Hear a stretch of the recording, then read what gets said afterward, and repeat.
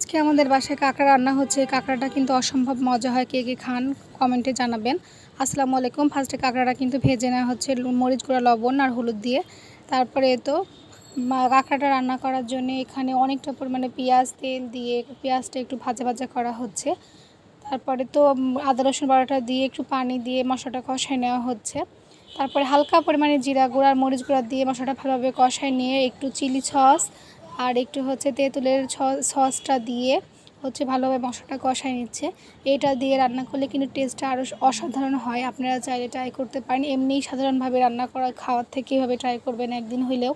তারপরে তো ভেজে রাখা কাঁকড়াগুলো সব দিয়ে দিলাম। দেওয়ার পর এখানে অল্প পরিমাণে পানি দিয়ে দিলাম, কারণ তলে একটু লেগে যাচ্ছিলো যাতে পুড়ে না যায় মশলাটা, সেই কারণে পানি দিয়ে একটু উল্টাই পাল্টাই নেওয়ার পর একটু ঝোলের জন্য পানি দিয়ে দিলাম অল্প পরিমাণে, কারণ কাঁকড়াটা আগে ভেজে নেওয়া হয়েছিল ভালোভাবে, সে কারণে এখানে অল্প পরিমাণে পানি ইউজ করা হয়েছে। তো পানিটা কমে আসলে কিন্তু রান্নাটা শেষের মধ্যে দেখে বুঝতে পারছেন কতটা লোভনীয় হয়েছে। আপনারা চাইলে ট্রাই করতে পারেন। আমার বাসায় কিন্তু সবাই এটা পছন্দ করে, আমারও খুব ভালো লাগে। আমরা কিন্তু এটা অসম্ভব পছন্দ করি। আপনারা চাইলে ট্রাই করতে পারেন। আজকের মতো আল্লাহ হাফিজ।